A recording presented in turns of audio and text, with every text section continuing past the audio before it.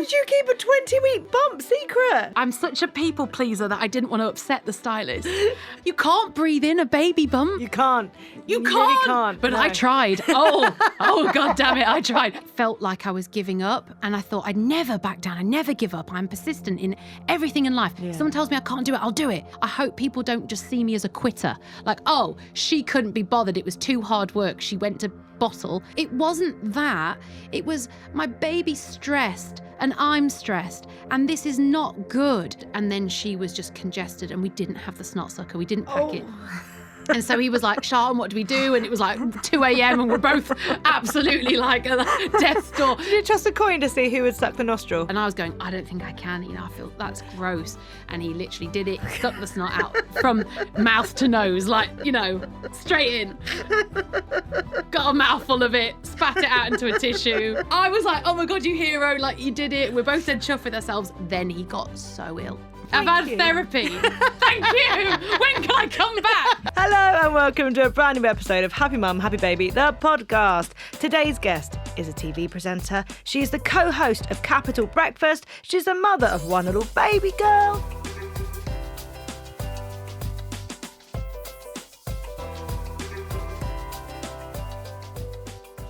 It's Siân Welby. Hello. Hello. This is so cool being on your podcast. Is it?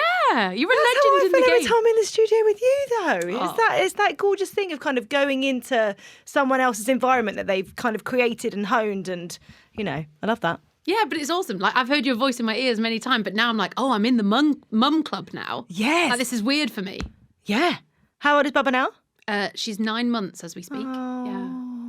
Yeah, so I'm in quite a fun phase at the minute, actually, where she's really like funny in personality and not just sort of a potato lying there, just needing me to do everything for her. I'm enjoying it way more now. Because she starts giving you stuff back now. Yeah, I think that's what it is. Like at the beginning, it's just the weight of the pressure, I think, of keeping this thing alive that you've got no idea. There's no instruction manual and everyone's different and there's loads of different pressure. And I think you find your own rhythm, even just as a couple and a family. You go, oh, okay, we've got a bit of a routine now. Yeah. Yeah. I mean, I listened to a podcast you did a couple of months ago when she was 7 months and she wasn't sleeping at that point. Oh, that was hell. That was my lowest point. Really? Yeah, well, which again is quite surprising because people, I think, sometimes think the newborn bit's going to be hard and then it's actually going to get easier. But when there's a sleep regression going on. Yeah, and they're ill. So my experience is that actually the newborn phase was pretty amazing, and she was. Yeah. I don't know, like I really enjoyed it. I was off, it was sunny because she was born in June. Yeah. And it was the longest I've ever had off work. So maybe I was just really happy and, really relaxed. But yeah, when she sort of hit 3 months, I think it was, or 4 months, she got ill. She was getting colds back to back, chest infections. She had bronchiolitis at one point. That was just hell. And nobody had braced me for that, like sucking snot out of her nose. I was like, what the? And every guidance goes against everything that you want to do. So if you're ill and you've got a blocked up nose, you want pillows to sit up. You can't put pillows in there. That's going to kill the baby. They're happiest when they're on you. Can't have them on you and you can't fall asleep. That's going to kill the baby. Everything had a side effect, but it will kill them. But if you leave them there, blocked up and they can't breathe, that will as well. So I remember thinking, I don't know what to do because nothing... bar constantly holding it all night. And, I honestly felt like, because I'm very like logical, I think that's how I like to feel, that I problem solve and I like to have a thing. Like I know how to solve and also this. I wonder, the fact that you do a lot of live stuff, you have to have that sort of brain where you're constantly problem solving and working through moments. Yeah. And so I think I found myself really frustrated that I couldn't problem solve because all the things that I felt like I was doing were wrong, or I just was like, why? Why is she not getting better? Yeah. And I mean, I don't know whether all babies are like this, because I thought babies loved Calpol and stuff like that. And she hated all the medicine, didn't want any of it. I was sneaking it into milk and putting it, like going whoop and trying to, and then she was spitting it out the other side. I was doing all the syringes, then the spoons. I tried squeezing her cheeks. I did everything, and she didn't like medicine, so that didn't help. And then they sort of say, well, Calpol's only going to really do anything if they've got a temperature. Yeah. A lot of the time we're going to the doctors, and her lungs were honestly almost rattling. They were so, when she really was congested and like you could wheezing and stuff.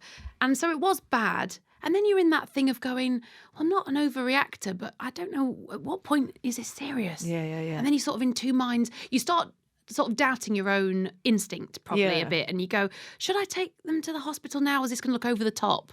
And you're constantly in that conversation like, oh, maybe we should now because I don't feel like I would say that doesn't stop. Okay, that I never think stops. even at this point, my eldest is 11. There's still that thing now of, is this a hospital trip? Yeah. Is this do we just sort of ride this, or should I actually get some help for this? Yeah, and I think that was, again, part of it. You're deliriously tired. Yeah. And I went back to work after 3 months, so I was also battling with my 4 a.m. breakfast show alarms, and then some nights I hadn't really slept. On the sucking bogies out, Yes. your partner got very, very poorly. Oh, yeah.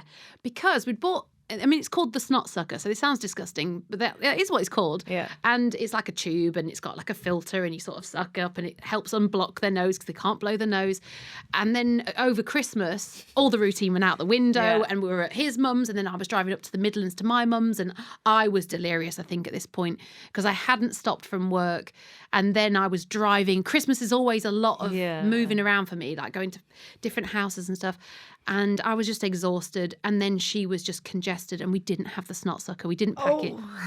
And so he was like, Sean, what do we do? And it was like 2 a.m. and we're both absolutely like at death's door. Did you trust a coin to see who would suck the nostril? He just took it like a trooper, and he was like, Sean, I'll just have to do it. Because we'd heard people saying that they had done it. You hear of mums. I remember, weirdly, Amanda Holden was giving advice, saying, oh, yeah, you just suck the snot out. She was not totally fine. And it's with it. Amanda Holden, so if she can do it, anyone can. She's It's the most fine. glamorous person I know. I was like, okay, if she can do it. So we were sort of discussing this, and my partner works with Amanda, and so he was like, maybe I'd just go for it. And I was going, I don't think I can. I feel that's gross. And he literally did it, sucked the snot out from mouth to nose, like, straight in. Got a mouthful of it, spat it out into a tissue. I was like, oh my God, you hero, like you did it. We're both dead chuffed with ourselves. Then he got so ill. Really? So ill off. And it has to be from that. Yeah. Ear infection, throat infection. I don't know. He had the lot. It was bad. And so at one point he was really ill. She was really ill. I was working mornings. I was like, oh God, I don't want to go home. And it was just hard. It was just so hard. I was like, oh, this stage, please. And then you start getting quite bitter about, right, who's given her this? Who hugged her? Who picked her up? Because we had, like, over Christmas, obviously she's been passed around, and we had parties, and every time we're in big groups, I started getting nervous about she can't get ill again. Just when she's got over it, she was getting ill again. I guess if her immune system was low or already battling something, then anything else that's coming in, just has easy access. But that's it. And so to be out of that phase. And that took honestly, I think we had 2 months of hell. It was like December, January was really rough, really hard. There wasn't a lot of sleep. And then she was a good sleeper at the beginning. Yeah. She was I found myself in quite a good rhythm with her when we first started out. I was sort of, I think it actually helped as well. I did bottle feed, which is another whole conversation.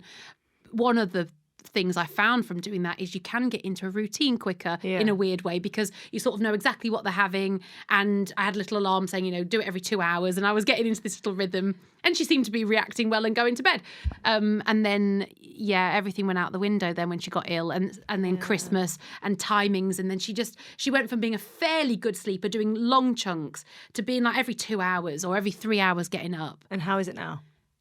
I got a pro in. Really? Yes. Thank you, Joel Dommett, who was my oracle, right? Because we all need an oracle. Who knew it would be Joel? Joel Dommett was my hero, because Joel and Hannah were a year ahead of me, and I was pregnant. I think when I found out I was pregnant, they had literally just had their baby, so it was always like, oh, Joel, I can ask him. He's a year ahead, and I messaged him at one point and said, how do you do this sleeping? What did you do? He was like, I know a woman. She's amazing. This sleep nanny. He was like, just send her a message. And I messaged her, and I tell you now, it's changed my life. Really? And I think if you are desperate and you can afford to do it, because it's not ridiculous amounts of money, but it's a lot. But it was the best money I'd spent. But sleep deprivation it's one of the worst things. Yeah. You to start the day feeling already so depleted, it's awful. Yeah, and you're all and then everything piles on top, doesn't it, when you're tired? And so getting that sleep back, and all she did was tweak my routine. She just tweaked it so beautifully. Like, she listened to what I was doing, and one of the things I can pass on that I didn't realise, but actually Ruby, my daughter, wasn't getting enough day sleep, which feels counterintuitive, doesn't it? Because part of you thinking, oh, don't give her too many naps in the day, she won't sleep at night. Yeah. But then that can almost make them overstimulated, overtired, can't it? Yeah. Which I'm now learning. Yeah. So I didn't realise that. And so by having better, more rigid timing, doing a nap at 9 on the dot and then doing a nap at 1 o'clock and sort of setting those parameters that, she needs to sleep till 3 and all this, after a day of following her new routine, she slept for 12 hours, and she slept for 12 hours ever since. Ever since. Oh my gosh. So I think she's amazing. Well, my eldest two, they would only sleep for their daytime naps. It was literally half an hour on the dot. Wow. Both of them. It's half mad. an hour on the dot. So when Max came along and he was suddenly sleeping 2.5 hours, I was like, oh my God, what is this? Yeah. Totally different. And this is it. And I'm sure it will probably change, and maybe she'll start waking up sooner. I don't really know, but it changed my life just having this. It was like just having someone who had the rule book or the answers. And it was like, oh, thank you, because I needed the cheat codes. I just needed them. And it came at the right time, and I got my life back a bit. And okay, so at the minute, yes, we are a bit of a slave to the naps. And because she said, if you can. But it's short-lived. Soon that will go. And I think one of the things that really did help was having a routine of it being in the cot and being in a dark room and just getting all those cues, whereas we were trying to do it in the pushchair and then sometimes it was in the bedroom. It was just different every time. So she said to me, it can take 10 days, but I'll get her sleeping 12 hours. And it took 1 day. So I was like, okay, this is the best money I've ever spent. And so if you can do that, and if you are on the brink of exhaustion, even if someone can help you out, even if you get that as money towards it as a present, I just recommend it because it did change my life. I like that. Yeah. That's, if you think about all the stuff you get when you have a newborn, actually, if everyone could just kind of club together and get something like that. Yeah. That's a beautiful gift. It's priceless in some ways, your sleep, and you realise it. You get to a stage where you would pay anything. Yeah. Yeah. Talk to me about your childhood. Where did you grow up? What was your childhood like? I grew up in the Midlands in Nottinghamshire, but a tiny little village. Like, my neighbours were cows. And I had a big garden, but very working class family. My dad built the house. No way. Yeah. And he always brags about him. He sold his car and everything to build the house, and he gradually did it. And so while he was building it, we were living like in a static caravan at the end of the garden. And then he built this house, which actually looks quite impressive now as you drive up the drive. But he did it, for 50 grand. And wow. I was very much a tomboy, climbing trees, building dens. Do you have siblings? I've got a sister. Okay. A younger sister, 1.5 years younger, called Martine. And we are 1.5 years between us. So we got to the point where we were like twins. Yeah. As in, we were very much did everything together, played outside all day long. And I always joke, I had such boomer parenting, as in there were no health and safety. My dad had this digger, and we saw it as like Alton Towers, right? We would get into the digger. He would raise it up, and we'd go, tip it, and he'd start tipping this digger 12 foot in the air or whatever back, and we'd be holding on, just going, yeah! You look back at that and go, that wasn't safe. We're probably only 5. What was your mum like? I don't know. Did she just kind of let all this stuff happen? It's the man that she fell in love with. I'm sure she, I think that's it. They were both very chilled, very relaxed parents. And she probably was having a heart attack, but she always was like, oh, they'll be all right. And we were having the best time ever. But I look back at that and go, wow. I just love the idea of your mum being like, oh, Ian. Yeah, classic Ian. What are you like? But that was honestly, my childhood was very almost rough and ready in that way. It was get out, very much be independent. My dad would always, he's such a handyman, he'd be giving me a hammer and get me to hold the torch for him while he mended stuff. So I was like his apprentice. Yeah. Yeah. It must be really hard. Are the 4 of you super close? Yeah, really close.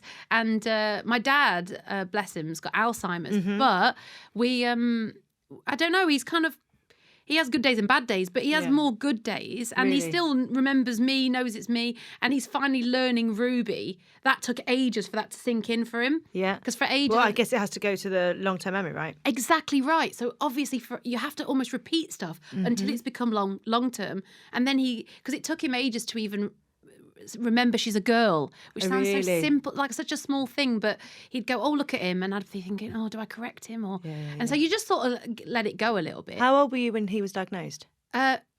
He was diagnosed late, which I think a lot of people actually are. You think your parents or whoever it is, your grandparent or partner, they just seem forgetful for a while, and you sort of put it off. He got diagnosed almost like sort of COVID time, 2020. Really? Yeah, my dad's in his 80s, by the way. So we were like, it was driving us mad. And then we were like, oh, okay, Dad, fair. You've got Alzheimer's. I was like, I felt a bit guilty. I was like, God, I used to get so annoyed at him. I'm like, Dad, well, I've told you. Or like, where have you put the keys? Like the running joke in my house was, where's Dad put the keys? Right. Like, because it's stuff like that. Yeah. But anyway, so he really got like officially diagnosed during lockdown. And then a lot of things made sense then. We're like, oh, okay. But yeah, so he's been amazing. And when he's with Ruby, when he's around kids, he comes to life. And, really? Yeah. And he immediately gets stuck in. He's in his 80s. He's so like skinny and bony, and then he's on the floor on hands and knees getting stuck in. You're like, oh my God, Dad, you don't need to get down there and do that. But he's so hands-on. He's great. I love that. It's absolutely gorgeous. So did you always know that you wanted to be a mum? I don't know the answer to that. I've always loved kids. Yeah. I've always been Auntie Sian to everyone's kids. Yeah. Mates. I've had cousins. I've always been the entertainer, the one that all the kids, I get lumbered with them at every party. And I'm like, hey, how come you're all having like a tequila and a Prosecco? I'm not the kids' entertainer. Yeah, and I'm literally the clown in the corner, like covered in mud and cake and whatever. But yeah, it's always been my role. And so weirdly, I started thinking, because I'm in my late 30s now, and so it's like, I remember thinking, do I have the energy? I've done all this for everyone else's kids. Yeah. Will I be able to redo this for my own? Because like, I also thought, I'm in London. I'm in this mad job that's got no routine. And also, it feels like over the last few years, like your career has taken a massive shift. You've got the This Morning job and all that stuff. So, is that also part of it? Like when you've been like beavering away for so long, and actually you're getting these opportunities, it's very hard to then kind of go, shall we add this other thing into the mix? Which, it's hard to know how that's gonna affect stuff. Yeah, exactly. You literally, I spent most of my life thinking, how on earth could I have kids in my job or in my situation? I say it to my mum all the time. I was like, oh, well, I don't know how I would. How would I fit this in? How would I do it responsibly? Yeah. You don't want to not be there. And that's the thing, because I love kids. So I don't actually want to be hands off. I want to be hands on. Yeah. But how do I be hands on with that? And in a career where I've had to always say yes and put work first all the time, be a bit of a yes woman, say, okay, I'll do this at the drop of a hat and I'll cover for this person. And yes, I'll cancel my holiday to do this. I've spent a lot of my life doing that. Yeah. So suddenly you go, oh, okay, this will mean I've got to have some boundaries and actually balance my work and home life out. Probably something that I needed to do in reality. I think I needed a bit of a reality check in terms of I did always put work first. Yeah. And I think everything else was neglected a bit. And so it's my new chapter, which I don't know, I think I did feel just ready when it happened. And really? I thought, yeah, because I'd worked up to a point where I thought, everyone knows me now, as in they know I'm a hard worker. Yeah. They know that I'll come back and be on it, and I can't explain it, but I sort of knew I'd set up the foundations. Yeah. A bit like when you, in any job, when you first start a job, you feel like, oh, no one knows actually what I'm like, and that I am trustworthy. You feel like you've got to prove yourself in some way. Prove yourself, yes. And I felt like I'd kind of proven myself, look, I can do this, I can do that. When I got that first This Morning cover with Dermot, I knew I was pregnant but didn't tell anyone. Really? Yeah, because again, slightly in the back of my mind, I was like, well, if I tell them I'm pregnant, will this put them off getting me in again? And will they think, well, she's going to be off for ages? Oh, well, actually, maybe we don't. Almost, we don't want to train her up to like be one of the team and then for her to go. Yeah, which I'm sure so many women must feel in any job, especially if they're starting a new one. Yeah. I bet they're thinking, I've just got this new job and I can't tell them that I'm pregnant.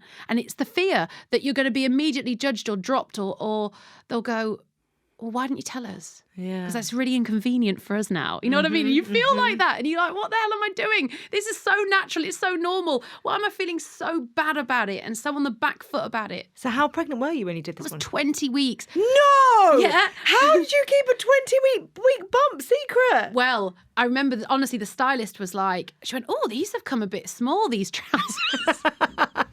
And she was cut. One of my like suits, I wore this like pink suit on one of the days and the back is cut out. She cut the back. She went, oh, it's a bit tight. And I was like, oh, I don't know why. And I was just... Did you not tell anyone? Did you tell Demet? No. No, didn't tell anybody. Only my other half at this point knew, and maybe a handful of others. I think my parents, yes, because it was the start of the year. So over Christmas, I told family. Okay. But no and one that's else. quite nice to be pregnant that time of year. You can kind of, Yeah, because you're in baggy eat. stuff, aren't you? Yeah, Jumpers. And it was... And a lot of the clothes I wore that week were actually very forgiving, and like it was a lot of blazers and things that really did. I was lucky in some ways. I think I had quite a high up bump, or I can't remember which way round it was, but it just meant that I actually could conceal it quite well. Yeah. And then I did. The worst thing actually was straight after doing that week of This Morning, I was asked to do a photo shoot, and that's where it really was stressful because I still hadn't publicly said anything, and I wanted that 20-week scan. Yeah. But it was booked in for the week, like 21 weeks. I was doing This Morning. Yeah. So I was like, I just want that scan because I don't want it all to come out. What if something happens? I don't know. Yeah. And you feel a bit nervous, don't you, till you get a scan. So I did this photo shoot. Oh God, it's you can't breathe in a baby bump. You can't. You really can't. can't. But No. I tried. Oh God damn it, I tried. I was like, I will. And this poor, like, I remember thinking, I can't tell this style. This was the other thing. I hadn't worked with any of the people, so it was one of those shoots where you didn't have a say on You turn up your on the team. day and it's a different team. Yeah, it was a new stylist, makeup, hair. You didn't know the photographer, didn't know anybody, and I thought, I can't tell all these strangers. Yeah. And also, it was because it was for a paper, like a newspaper. Yeah, So you it would don't have been want them goss. knowing. No, Yeah, of all yeah. the people you can't tell first, it would have been them. Yeah. So I was thinking, oh my God, what am I going to do? So I'm doing all these poses and I'm putting my arm, like if I found this photo shoot, you'd see my arm is doing, my legs going back, I'm twisting, I'm She's contorting. got all the angles. All the angles, and I just about was getting away with it at this point because I really hadn't popped out at this point yet, but I definitely. Also, I think when you haven't told people, you do sort of hold it slightly differently as well. Maybe you do. Yeah, I don't know. I had quite a small bump and it didn't really pop till later. So it was doable, but I remember putting on this pair of gold trousers, right? And I literally felt like Humpty Dumpty in them. I was like, oh, and I'm such a people pleaser that I didn't want to upset the stylist. And I thought she's done such a good job and everything went like, and I remember just being like, I'm going to cry in a minute because I feel so disgusting. And it's all in your own head, isn't it? Yeah. But I just felt gross. So I didn't feel like me in it. Yeah. And I was like, oh, what do I do? And I didn't want to hurt her feelings that I didn't like the trousers. So I ended up cracking. And this was like 2 hours into this shoot. And I went, okay, this is I said, this is a massive overshare. I said, but I don't want you to think I don't like what you've got me because you've done a really good job and I'm pregnant. And she went, what? This poor woman was the first stranger I'd told. And she was like, oh God. Oh, that's okay. And then she like I think she felt the pressure. I said, I've not told anybody and please don't say anything. And she's like, okay, don't worry. I was like, so what else have you got? And we went through and found stuff and she was lovely. And actually, probably I shouldn't have worried so much. But then the next week I got the scan. Yeah, but it's like you say, there's certain things that we get in our heads and there's certain moments that we sort of wait for, and it's all such a personal thing. And if you've held off telling certain people, there's a variety of reasons. You kind of don't want to let slip to someone who isn't, doesn't need to know. Well, yeah, because I hadn't told my bosses yet. I hadn't told the ITV bosses. I hadn't told the Capital bosses. So it felt... And especially at that time when there was so much noise, we won't go into the stuff, but there was so much noise around This Morning. Exactly. That would have been a massive story. It would have. And I think all of that was playing on my mind. It was like biggest career moment for me. So much pressure. Didn't want to add in the mix. Oh, and by the way, I'm pregnant. And I also didn't want that to overshadow... I just wanted the actual work that you were doing. Yeah, I just wanted to almost go, meet Sian. This is me. You don't need any of the other stuff. I just want to just try and do the best job I can do, and hopefully, impress the bosses and show them that I could do it. Yeah. And that was all I cared about at that point. And so many other stresses were in my head. Yeah. So it was a wild time, that. Talk me through actually finding out you were pregnant. What was that like? Well, I was dressed as a robot at the time. Why? Because it was Halloween, right? And I was painted in silver completely. At what point did you go, I'm dressed as a robot, I should probably do a pregnancy test now? I shall tell you when, because I was about to go to a massive Halloween party, right? Which I would have... Shandy Shan is one of my nicknames. I would have gone for it. Okay. And I was, thinking of having a big night out. And my period was a bit late, if I remember rightly. And I thought, do you know what? We're about to have a massive night out for Halloween, huge fancy dress party. All my mates were going. And I was like, do you know what I should do? I should just do a pregnancy test. Just to make sure. Mm-hmm. So I've got no guilt about going out and drinking and having a great time. I've been there. So I literally just did it to prove I wasn't. And then I bloody was. And I was like, oh, no. And it was like a panic of going, I better do another one. But I'm silver now. Yeah. What's going on? Honestly, I was silver hair, silver face, had a weird jumpsuit type thing on. I hope you've got a photo of this moment. I do. Good. Because me and my other half were laughing at it going, these are the pictures and we'll always remember that this is when we found out. And I remember getting the one, I didn't want the one that had a line or a no line. I don't agree with those. They're so confusing anyway. You just get in. So I wanted it saying pregnant, not pregnant, right? And it Foolproof. Foolproof. Yeah. And it not only said pregnant, but it said like plus 3 weeks. And I thought, oh, I really am. Wow, Sean. So I was like so pregnant. Yeah, I was. Because that's like the 2 weeks before that's crazy. Yeah. So I remember looking at that and going, oh, I really am pregnant. Like, this isn't just like a faint line on a thing. This is saying you're 3+ weeks. Yeah. So then obviously I didn't drink it all that night, and it was so like everyone was trying to buy me shots and whatever. And I was like, oh, I'm all right. Our Christmas work due for Capital was one of the hardest, and I was like Mrs. Doubtfire. So we were upstairs in a cocktail bar, and I would ask for like they say, oh, Sean, what are you having? And I'd go, oh, I'll have I'll have the espresso martini, please, right? And then but without the caffeine and without the shot. Yeah, so I'd say it, and then the waiter went back, and I went, oh, I'm just going to go to the loo. Cue me running down the stairs, running to the bar, going, you know that order that you just did with the espresso martini? I'm pregnant, but I can't tell anyone. I'm not drinking. Can you make it look like one but not be one? And I was doing that all night because I knew otherwise they'd know. That is bonkers. Yeah. So I was changing all my drinks all night and making them into something fake that looked like a cocktail. Were you just relieved when it was January and everyone was in dry January? Oh, dry Jan was my saviour. I was like, thank God, because the stress of that. Is dry Jan something that you normally do anyway? Have you ever partaken? I have. I've done it once. In fact, I always say I've done it really well once, and now you're saying it's because I was pregnant.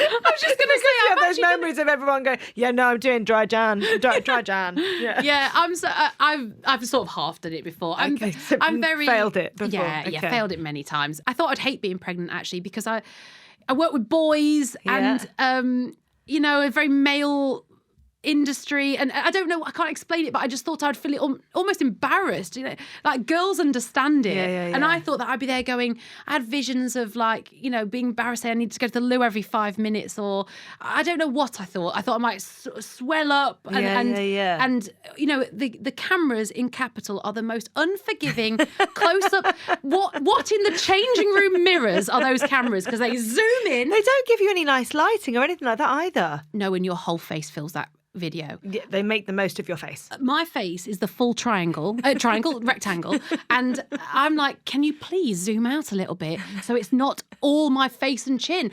Whatever angle, it's the bad one, right? And so I was at visions of me swelling even bigger. And then at the time on TikTok, there was a huge thing about pregnancy nose, where your nose goes double the size. Have you heard of this? No. Oh, I've sent you down a wormhole. Later you will be Googling pregnancy nose. And so many girls, everyone's like laughing about it, like tongue in cheek. But for some people, your nose does go bigger. So you were just worried about your nose? I just was everything. I thought I'm going to just be paranoid and self-conscious and I'll be ill and I had all these thoughts. And it ended up being nothing like that at all. I really enjoyed it. Everyone was brilliant about it. And I felt myself, and I just got on with it. I really enjoyed it. How was it when you finally shared the news?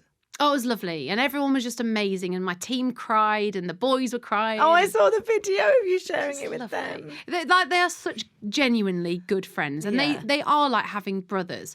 And so, and my team as well, like all the producers and stuff.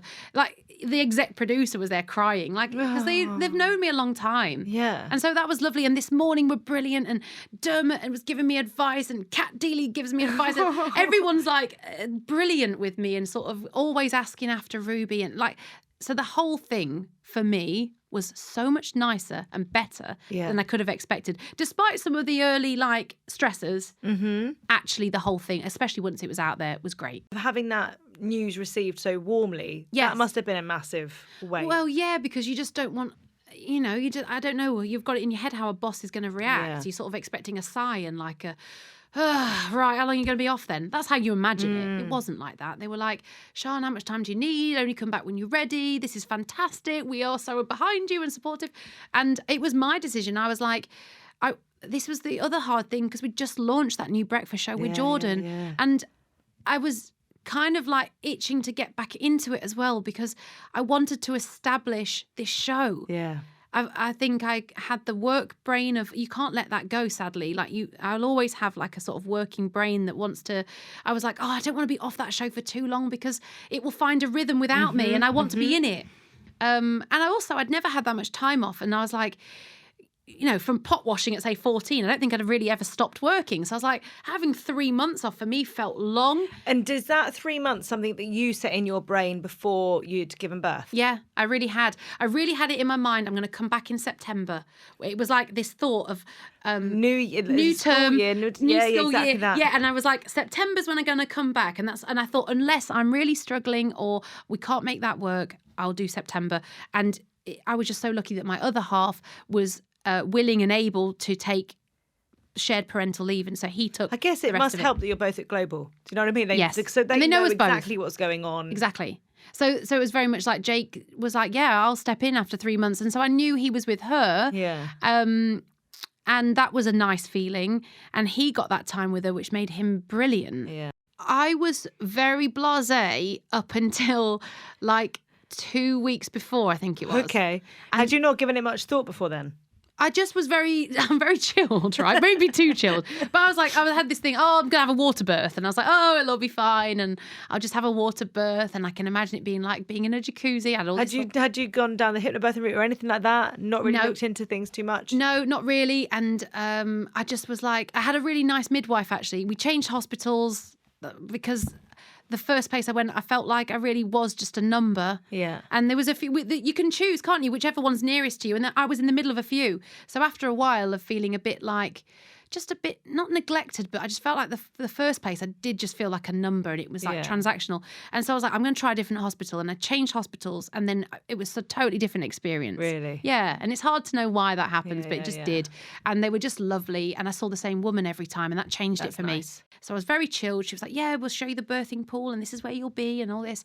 And then I went for like a checkup and the bump hadn't really grown much since the last checkup. Right. She was like, it's not really grown. Have you felt kicks and stuff? I said, yeah, she's moving loads. But then they sort of instill this fear like, okay, they think something's wrong here. Like, why isn't she grown? Right.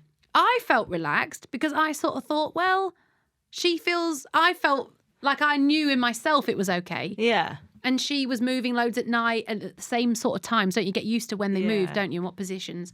But then the week later, she measured me again and it hadn't grown again. So they were like, I think we might have to induce you because I don't know why she's not growing. Yeah. And then there was talk of the placenta being almost like past its best. Right. Almost like, I can't remember How what many they weeks call that. were you at this point? I was 4 days overdue. Okay. But so in the run up to that, there was just a lot more checks and a lot more like, why isn't the bump changed? And they were sort of monitoring a bit more. And then, I went 4 days overdue and they were like, right, we just think we're going to induce you. And then I was nervous about that because people don't really talk about being induced, but it can there's two different options. One form of being induced means that it can be slow, doesn't it? Like a slower process. So you really don't know how long it's going to take. And another one can be way quicker. But because of that, your body's not really ready. And so all of that. It can feel really intense. Yes. And that's what I was like, oh God, okay. So I was sort of saying, well, which one do you recommend? Like I was like, I love that question. Everyone's like, no, I don't know. It's up to you. It's up to you. Yeah. No, but I want to know you. Yeah, what do you think I should do? I was like, you're the expert. And then, guide me. Take this decision away. Yeah, and you do feel like Is it the pasta or the pizza? I don't know. Yeah. That's how I felt. I was like, tell me. But so that was all going to happen. And then they did that whole heart rate thing where they monitor you and monitor the baby's heart rate. And at the time, the heart rate was a bit, I don't know whether it was like dipping in and out or it was dropping and then they were a bit worried that she wouldn't. They were convinced that she was really tiny because the bump hadn't grown. Yeah. And then they started freaking me out saying, like, her legs are really long, but her body's really short. And I was thinking, wait, what is all this what stuff am I giving birth to? Like some sort of stalk is coming at me. I was like, what? I was like, okay. Like, all this stuff, I wasn't worried about it. But they were like, okay, they kept saying stuff. And they're like, oh, we don't think she's going to like the trauma of a vaginal birth because her heart rate's going every time you have I was having very mini contractions. You know, like the early ones? Yeah. I couldn't feel them. Right. But they were just showing up on the monitor. Yeah, and every time her heart rate was dropping. So they're like, oh, I don't think she's going to like this. I also had it in my head from one of those 4D scans I did that it looked like the umbilical cord was around her neck. And I was convinced that it was. And I thought, oh, imagine if every time something's moving, it's tightening. Or I mean, I don't know if that's the case. But it was in my mind a little bit because it was on the scan that the umbilical cord was right around her neck. So then I started thinking, oh, God, okay. So when they said, I think you might be better having a C-section, I was very at peace with it. And I was like, well, what is that the safest thing to do? And they're like, yeah. I was like, it's safest for the baby? They were like, absolutely, because we're all going to be there and she won't have the trauma of having to, you know, go sort of come out and whatever. So then I was like, okay, cool, let's do it. That's lovely to hear you sound so at peace with that decision. Yeah. You know what I mean? Because I feel like some people, when they get in their heads about what their plan is, for it to suddenly go a different way can be quite heavy. Yeah, and I do get that because I think people do have things in their mind. I think it just, luckily for me, just the way my brain works, I'm quite at peace with quick decisions and things changing last minute. I've got very adaptive to things going wrong or something changing last minute and having to be calm and dealing with it. And so in that circumstance, I was quite relaxed about it. I understand why you wouldn't be and why you'd be freaking out. But also, I just think as there's part of me that just goes, you just want your baby to be safe. And there's also a part of you that's like, I'd like to not die in the process as well. You know, like there's all that in your head, isn't there? Where you just go, whatever's the safest, whatever is the best thing to happen right now, I will do. What was it like going into theatre? I did get nervous at that point, and again, I was trying to not be, but I was a bit terrified. You have like it's an operating theatre, like it's not a place that you go to frequently. No, you know, and because it's not planned, they call it like an emergency C-section. And the word emergency is already you know, it's not kind of in your head, and you do it. It's like a 15-minute turnaround, and 15 minutes before you're sort of signing your life away on a piece of paper because they have to talk through all the risks. So because of that, it's a slightly higher stressful situation, even when you are someone like me that is generally quite chilled. You're a solutions, not problems type of person. Yeah, and so I try to always look at the positives. But obviously, even then, you have all the thoughts and you're going, well, oh, God, I've got to have this, you know, something injected into my spine and I'm going to be paralysed from the, you know, waist down or whatever. And all these things were in my head. And then just typical, I had gone, right, this is a really random side note, but this is how my brain was working. I like it. I'd gone to see this Jackass show. Do you remember Steve-O from Jackass? And he did a live show in a theatre and I went to watch it.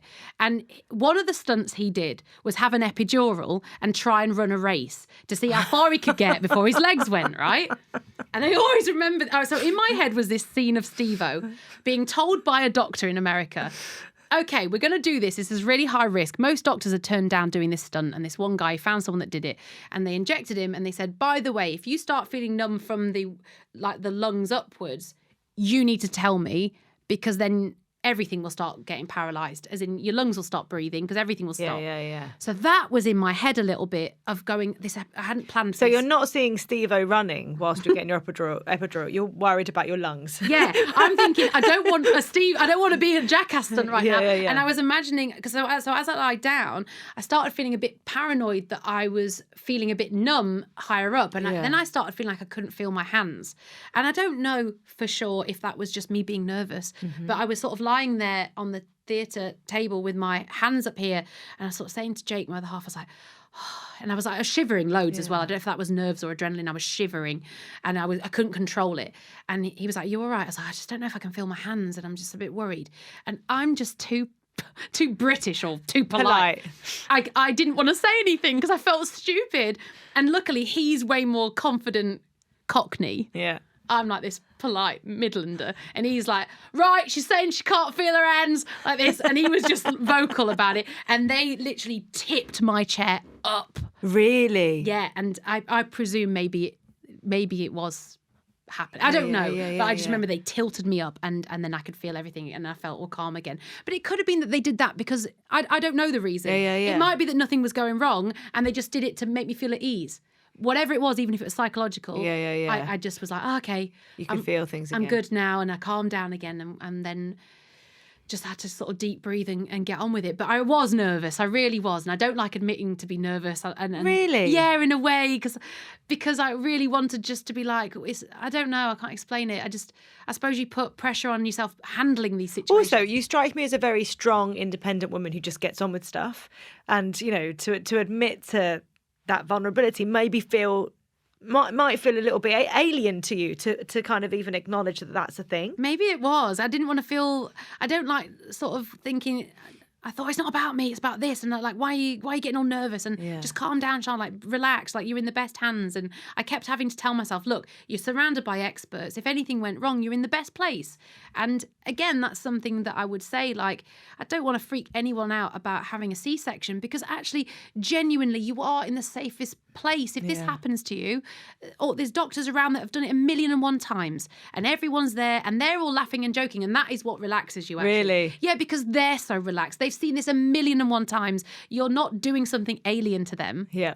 And then again, once my brain sort of rationalised and went, Sian, they're not panicking, are they? There's no alarms going off. Yeah. They're all smiling. It's clearly fine. Yeah. And that's what you have to tell yourself. Like, it's fine. And but it's sometimes seen as the easy option, isn't it? I don't know where that's come from. I don't know. No woman would ever say that. They really wouldn't. So I don't know if it's just a media term. Well, it's the whole too posh to think. Too posh to push. Which, I've always connected to Victoria Beckham, but maybe it's not even. You know what? Her. Maybe it came from that. Yeah. And that it is. It's that and stigma. It's just, and that it's just because she's posh spice. How sad is that? You're so right. That's probably when I first ever heard that term. Yeah. And it's not.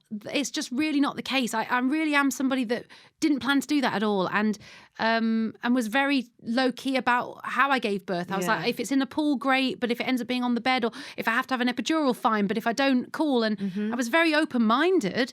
But I think that one phrase probably impacts so many women when it comes to coming to terms with the fact that their birth didn't go in a certain way that they had planned, the fact that they ended up going down that route. You know, if that wasn't there, I think more women would be just accepting of the fact that was the way that their baby had to be born. Yeah, honestly, anyone that is listening that feels like that, I just want to say to you, please, just ignore any of that stuff. Yeah. None of it matters. You start to realise that honestly, it's about getting a healthy baby. It's about you surviving. Yeah. You don't want to put anything at risk. You're having a major thing happen to you, whether it's giving birth naturally, whether it's a C-section, whatever it is. Mm-hmm. It's risky both sides, isn't it? Yeah. And don't worry about that. Don't panic about it. And if for some reason you're given the option of it, even before you get to that point, if someone's recommending that for you and your body, then do it, because you want to be in the best headspace as well. And this is the other thing that I think is really overlooked, is just the mental health of a woman pre-birth and post-birth. Yeah. And the insane pressure, I'm going to say it, to breastfeed. Yeah. I wanted to so badly. Like, really? As in, my sister's done it. So I had no preference, if I'm being honest, either way, but I really wanted to be able to do it because I loved the idea of being able to breastfeed.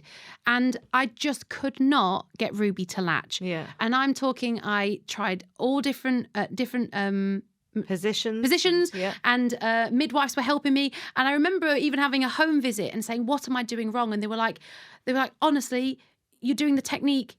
They said, we can't correct anything you're doing. She just couldn't latch onto my nipple, right? But those 4 days felt like the longest, most stressful time for me. You've got your boobs hanging out. You feel like you've just got udders that they're just hanging out. You've got this contraption on. You're trying to, breastfeed and maybe pump at the same time. And then you're trying to get ahead of yourself and be organised. Plus the fact that you are recovering from major surgery. You are not sleeping. Yeah. You know, and that's off the back of being in labour or, you know, and growing a human for 9 months, that there's so much stacked against you in that moment. Not even not against you, but there's so much. You're on the back foot. Yeah, You're not fighting fit. You're not like Yeah. an Olympian ready to take. Well, you think about raising a baby. You want to be almost the most fighting fit you've ever been, and yet you're at your worst. Yeah. You're the most tired. You've maybe had surgery, and then on top of that, I really did, I will admit, feel a bit of pressure to breastfeed. Where did that pressure come from? It did come from some midwives. Really? Yeah, not all of them. And I don't think it was even... I'm not angry. Yeah. It's just more... And I understand why, obviously, if you can and if it comes naturally, it's wonderful. And I've got no preference. Do whatever you need to do. And it's wonderful if you can breastfeed. And obviously that's so good for your baby because it's coming from you. But also, don't beat yourself up if it's not working. And I remember a midwife saying to me, she was like, Sian, we wouldn't even be able to recommend formula if we didn't think it had the right stuff in it for babies. Yeah. She was like, so please don't get bogged down by this. And I remember thinking, it's true, it wouldn't be able to exist. If it was that bad, there's no way it could even exist. We would find different ways, wouldn't we? There'd be that you'd be buying breast milk from other mothers or whatever. There would be different systems. And I did find that there is such a stigma, and yet because I'm very much I'm just decisive, and 4 days in when I'm going to make a decision here because this is getting mad. I'm going to end up not being able to breastfeed, but I'm going to be pumping all day long. And when they're newborn, the speed in which you're doing the pump versus how quick they need to feed, you're in a never-ending cycle, aren't you? It's non-stop. And if you are in this lovely position where they just latch and it's just so natural, it happens, I'm so, it's wonderful. I'm so glad for you if that can happen. But if it can't, don't feel bad about it. Like, genuinely don't. It doesn't matter. The overwhelming feeling that I wanted to feed Ruby overpowered how. It was so primal. I just wanted her to be happy and fed. And the second she had that bottle, she was so content. And then I felt really relaxed because she was being fed. And then... Was it a really hard point getting to that bit, that making that decision? Was it a relief? Did you feel like anxious about it? My honest thing I would say is I just never give up on stuff. And it felt like I was giving up. And I thought, I'd never back down. I never give up. I'm persistent in everything in life. Someone tells me I can't do it, I'll do it. I left a tiny town and came to London. And I've really felt like, I hope people don't just see me as a quitter. Like, oh, she couldn't be bothered. It was too hard work. She went to bottle. It wasn't that. It was my baby stressed and I'm stressed. And this is not good. And the second I'm feeding her, she's not stressed anymore. And I'm not. And now she's sleeping. And now we're in a routine. And now I know how much she's had. And then suddenly I was part of little mum groups. And actually I was in that group at the time, the only one bottle feeding. And it was interesting because it felt like this taboo where after we'd maybe all meet up, a couple of them would come over and go, how are you doing it? And do you think, and it was almost like this secret, I kind of want to do it as well, but I don't. And it was weird because some of them were having to go back to work, or some of them were really, really struggling with it, or were exhausted, or going, this is really hard. And they were sort of opening up to me going, so what did you do? And what bottles did you get? And suddenly I realised that actually for some women, even who, if you can breastfeed, actually for whatever your situation is, it might make more sense to bottle feed. You've got to think, it's got to be the whole situation. Look at the whole situation. Are you at a verge of a mental breakdown? Well, that's no good for your baby either, is it? Honestly, I had tears ping into my eyes then. Oh, don't. Because I just thought about when Buzz was a baby, and I had it in my head that I wanted to feed. Ego, no, but and it's where Happy Mum Happy Baby comes from. I had it in my head that I wanted to feed, and I can just remember it would take me an hour and a half to feed him. Then it would take me 45 minutes to get him to go to sleep. Then he would be up half an hour later, and it was a continuous thing. And I had it in my brain that that's what the pressure only came from me. I don't believe it came from anywhere else. I had put this pressure on me. And I can remember speaking to Emma Willis one night and her just being like, gee, like, happy mum, happy baby. Like, if you are not happy, if this is not serving you and your baby, then why are you doing it? Yeah. You and know. we forget to trust our instinct with that. Yeah. And my instinct really was, Sean, just bottle feed. Like, just do it, because she'll be fine. She'll be absolutely fine. And it changed my whole situation. And then I won't name who, but I had other people DM me on Instagram who had babies, and they were like, I'm really struggling. How are you getting on with the breastfeeding? And I said, I've stopped. And it was like music to their ears. Really? And they were like, oh my God, Sean, I've been struggling so much, but I didn't dare admit it. And I said, if it's not working for you, just stop.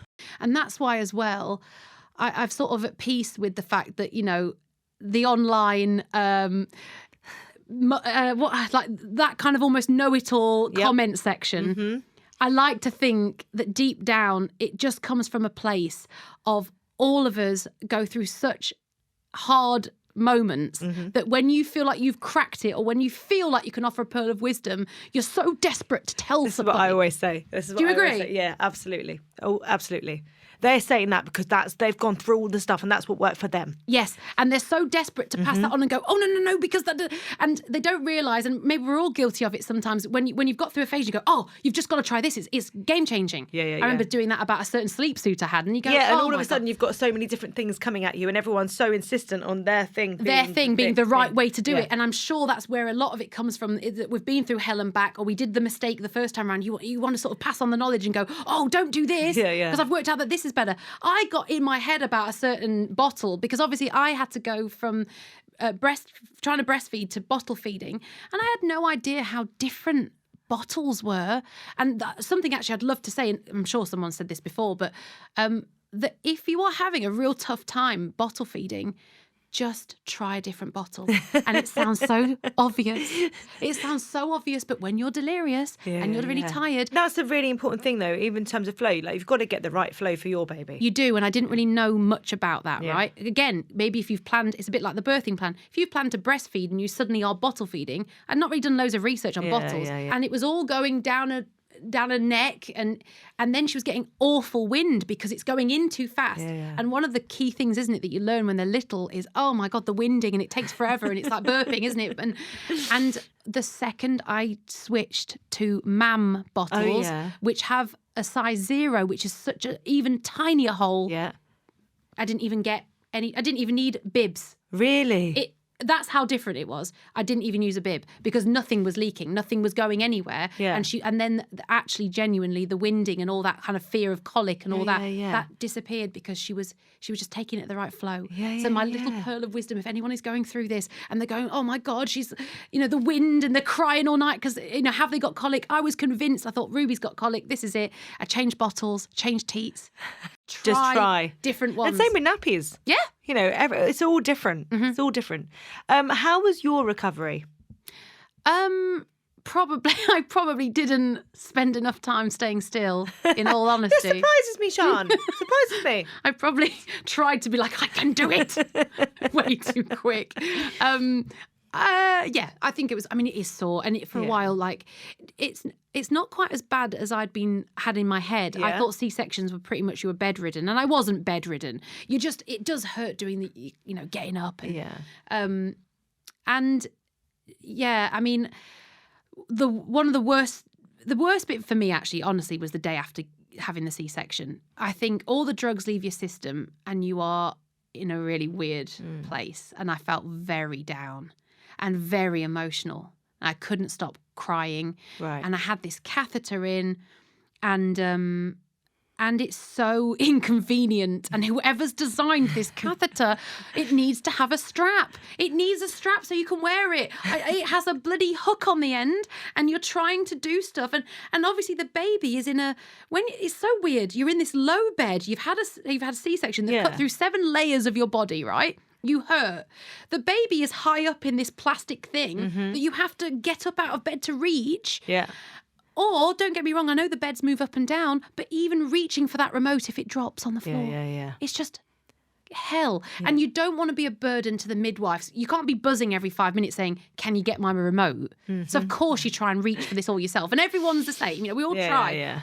And so I had this catheter, and I was trying to pick her about the bed, and that's hurting. And I was probably just trying to do too much myself, probably. And I had what I call the saddest shower of my life. Oh. Oh, It was sad. It was a sad shower. Tell me about this sad shower. The sad shower came after I should have had the catheter out. Yeah. And I went to go and... So the catheter came out and they say, you've got to show that you can go to the toilet. And I couldn't make the two connect. And I sat there and I was like, my brain can't... I knew I was desperate. I could feel my bladder was so full, but I couldn't communicate to wee. That was a weird feeling. Yeah. I was like, I was actually quite scared. Because I thought, have I lost control? I've lost feeling here. And I couldn't make it work. And I was getting really upset and overwhelmed about it. And I was like, I can't wee. And I know I'm desperate. They're like, got to put the catheter back in.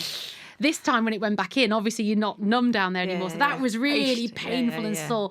And it's got this hook on it, right? So you're sort of waddling around and when you're trying to do something with two hands, you're hooking it onto stuff. And then you forget and you're walking away and it's pulling in down there. And oh God, that hurts. And then I was like, do you know what? I need a shower. I just need a shower. And I went to the shower, it's almost like, imagine a massive sort of disabled toilet, that kind of vibe where there's a toilet and there's but the shower. Like a wet room type. Like a wet room. Yeah. And it just was... I had the catheter, which I couldn't take out in one hand, but I was really struggling to get my pants off around the tube. Oh. And there was, of course, nowhere to put your dry clothes. So I was putting them on top of the toilet so that they would be dry because the floor's completely wet. And the shower wasn't one that was from the ceiling. It was one you have to hold. So I've got the shower and I'm holding the catheter and I'm trying to shower myself and hold this catheter and I'm looking at my clothes and I can see they're getting a bit damp because the sock's fallen off and dripping. I'm like, don't get sad over that, Sean. It's just a sock. Then I was like, wait a minute, how do I do the shampoo? So now I'm like, right. So I try and hook the catheter onto the shower thing. But there's no ledge for shampoo or conditioner. Right. I don't know who's designed this place. Is it on the floor? So that's on the floor. So no, that was on the floor. You had to bend down for that. Yeah, so I'm bending down for that, holding the shower, and it was just carnage. And I remember just having nowhere to put anything. It was just almost impossible to shampoo and condition. Also, so is your scar by this point all under? It's all got wrapping on it. So Okay, that's you it. can- You try not to get that wet. That's right. I forgot all that. So you try not to get your padding wet, and everything obviously aches because you're so but you're desperate for this shower just to feel human again. And the shower itself felt amazing, but then I'm trying to hook it back on and whatever. And I remember trying to put my clothes back on. And it honestly almost broke me. And I was like, I can't get my pants on. And I've got these massive Bridget Jones pants and I can't get my foot in and the catheter's getting wrapped up in it. And I just remember, I must have been in there for ages. And I heard my other half go, Sean, you all right? And I went, no! And he opened the door and I was like, you got to help me get dressed. And I don't even know what I look like at this point. Mascara was probably down my face. I couldn't wash my face. And I was like, oh my God, please help me get dressed.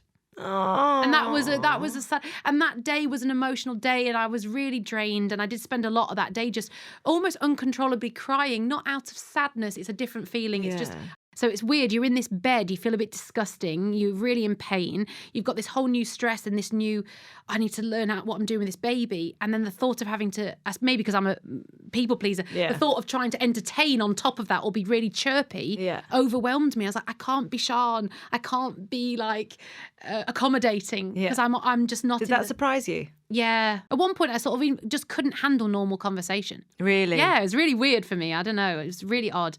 But I did get over it. Yeah. And a few days at home and a proper shower and whatever, and you're fine again. But what was it like when you left the hospital? Oh, I couldn't wait to get out. I was pleading with the nurses. I was like, please, can you take this catheter out? And they're like, Sean, you've got to prove you can wee. I was like, and I was on the toilet going, wee! Work! Bladder, don't let me down, please, wee. And I was just willing. So how does that work? Are they literally waiting for your brain to be able to talk to your bladder again? Yeah, I think so. And to prove that you're all right to be because otherwise you would be in such a mess. Because they get an infection. Yeah. And so I think you have to prove you can do both. Yeah. And then you can leave. Sometimes. And I was like, and they were giving me prune juice or whatever. Really? It was like rocket fuel. I don't know what it was. But they're like, do you want some of this? I was like, yes, whatever this is, give it me. And I was like, I just need to get out of this hospital. The other thing I will say, because it was June, it was really hot. It was 22nd of June, boiling hot. And they are hot, those wards, aren't they? They are roasting. I'm like, do babies need to be this hot? No, they don't. No, I'm sure they don't. I'm like, we're all sweltering in here. Help. And at one point, I swear to God, I was hunched over on the bed. It was 5 a.m. I was dangling my tit into this baby's mouth. I was just, come on. Like an udder, like, please. I was just trying, because I tried every technique. And I was literally just hovering like, please. And I was so tired and so uncomfortable. I was like, please, just take it. And she wasn't. And a little like face pulled down the curtain, and the midwife was like, "Are you all right?" And I went, "Oh God!" And it was 5 a.m. I was like, "No, I'm not all right." And she said, "What's up?" I was like, I said, "I've tried everything." I was like, she's crying nonstop and she's hungry and I can't breastfeed. And she went, "Look, it wouldn't do any harm if she had a bit of formula. Have you got any?" And I went, "Yes." I said, "Oh, I forgot. I've got some." I said, "I've actually got some in my bag." It was like that ready-made stuff, but it needs warming up. I was like, "Oh, is there any way you could warm this up for me?" She went, I could do. And I was like, "Oh, if you could," and I'm thinking, I'm here with my tit dangling into this baby's mouth. I've had you a asked C-section. if you could help. Yeah, I've C-section. I've got this bag hanging up, a catheter. And I said, "If you could help," I said, "I'd be so grateful." I was like, I just need it warming up. And she went, "Oh, okay." So she's sort of going in my bag. And I said, "There's that little kitchen, isn't there? You can warm it up." And she went, "Yeah." And she sort of went off, right? She went off. She comes back, warms it up. I'm like, "Oh," and she pans it over. I was like, "Oh, thank you so much for doing that." I said, "You are a godsend." So I'm feeding Ruby, and it was the first time that I genuinely slept. I had 2 hours sleep after that because Ruby settled down. She went to sleep, and I slept. Next day, Jake comes back because Jake had been awake for like 72 hours. So that's why he wasn't there, by the way. So he didn't. I said, "Don't sleep in this chair that's been." So Jake went home and he comes back the next day and he said, "How did last night go?" And I said, "Oh God, it was awful." I said, "But this midwife," I said, she was an absolute godsend. She warmed up some formula in the middle of the night." And he went, "Oh right." I said, "Yeah, her there." And he went, "Her?"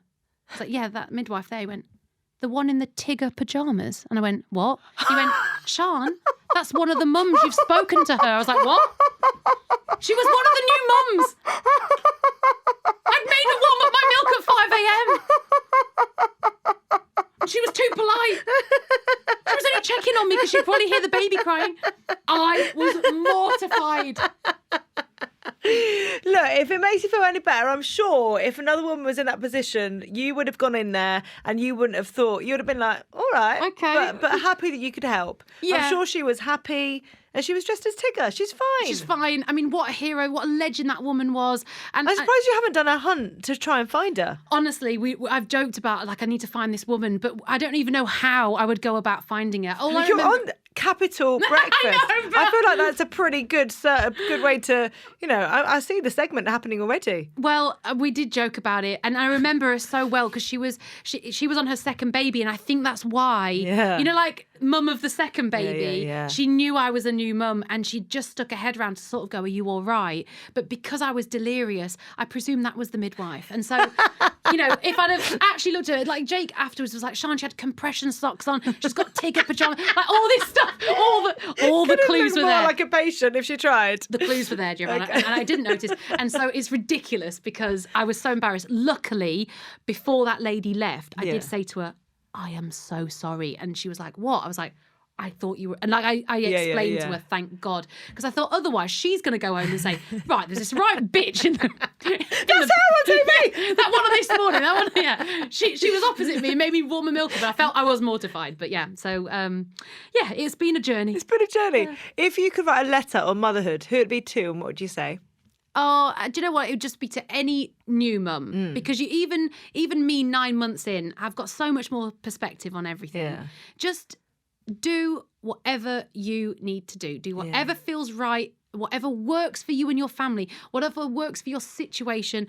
Whether you start with one plan and you go to another, don't worry about it. Because at the end of the day, like your podcast says, happy mum, happy baby. Like if you are happy and if you as a couple are in a good space, or if you're doing this journey on your own, which I've got friends that have done this on their own as well, as long as you're in a good headspace, everything feels 10 times easier because you're relaxed and you're enjoying it rather than stressing, fretting, comparing yourself to people on Instagram or whatever else, other mums. Just don't compare. We're all on our own little journey, aren't we? And it doesn't matter. Absolutely. Are there bits heading forward that you are apprehensive about? I suppose all of it. Really? Yeah, because even like when I came in this morning, you were like, the sleep thing, it just sort of doesn't, there's certain things we go, it carries on, like the worries or the new things. There's always something new, isn't there? Yeah. I suppose all of those stages I'm slightly nervous for, but then I'm in a really amazing place where she's funny and she's laughing and I can tell she's such a character. Yeah. So I'm looking forward to meeting Ruby. I can't wait. Yeah, and it's that gorgeous point where little bits are coming out. Yeah, I can't wait to know what, I bet the first time you have a conversation with your kid, is it the most bizarre thing ever? But it still catches us by surprise now. Really? You know what I mean? The things they come out with? Yeah. Like Buzz at the moment, so our eldest is... Is he 10? He's 11. Oh, 11. So he's in Starlight Express, he's in Andy and the Band, like a TV series, and he did his first interview the other day. Oh. And so it was on Zoom, it was with First News, and me and Tom sort of stood behind the other side of the door while it was happening. And it was just so incredible hearing him give answers to questions. Do you know what I mean? And just being like, the comparison between theatre and TV, and how he's found it, and just really in-depth, thoughtful answers that you're just like, wow, like that's our kid. That's the one amazing. Who, all those stuff that you're going through with Ruby right now, that's like a proper little human. It's amazing. Yeah, but you two are great, and I want to say that I followed you to your journey over those years. We've seen it on Instagram, and you with the kids, and I don't know. You always there's definitely joy in your household, and that's something that I just want as well. Like you can tell you both enjoy it. Yeah. You love being parents, and I think it's not losing that. Like it is amazing, isn't it? Yeah. You can get bogged down with all the other stuff, but ultimately, like that's incredible that you've seen him do that, and you're so proud. I can imagine like the first nativity play is like you just weep your way through it. Yeah, because you're so proud. Yeah. Listen, I was proud the second you realise that parents aren't as mental as you thought when you didn't have them. You're like, why are you applauding the fact that they've sat up? And you go, no, that's amazing when they can sit up. Or why are you applauding when they can... there's things that even when she first opened her eyes a bit more, I was like, oh wow, it's incredible. Yeah. So you start realising, because you do genuinely start or grow eyelashes. Little things. Oh my God, didn't even think about eyelashes. Mm-hmm. Yeah, hair. Ruby's still not got a lot of hair. Oh. And her just getting hair, I was like, oh, she's got some hair. Like a ward, like, so you're so overwhelmed. Oh, they're so amazing. Yeah, it's ridiculous. They are. Sian, we end the podcast with you completing 3 sentences. Oh God. The first one is being a mum means. I think it just means that you... It changed my perspective. It changes your perspective on everything. You appreciate your own mum more. You appreciate things like life more and stuff that you took for granted.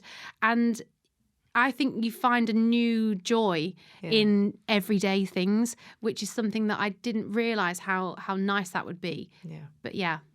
Since having a child, I have had the least amount of sleep ever in my whole life. And I've never, ever been that tired. However, it's all worth it. I mean, I just don't know how you do it. I don't know how you're doing breakfast radio. I think I can't say it out loud. Like, we can't question it, because if I actually question how I'm doing it, that's when I'll have the nervous breakdown. Yeah, right now, we're running on adrenaline. This is so true. Yeah. Just keep going. Keep going. You only look one day ahead or whatever, and I'm just not thinking about it. I'm just doing it. Mm-hmm. Yeah. Okay. And I'm happy when? I'm happy when some of my most joyous moments are when I've made Ruby laugh, and I love it. She's got a really good giggle and it's really satisfying. I love tickling her. I love making her jump or anything like that where it gets a natural laugh out of her. Oh my God, it's the best moment ever. I love this. Thank you so much. Sian, it's been an absolute delight. Absolute delight. I've loved every minute. I've had therapy. Thank you. When can I come back? Is this weekly? Anytime.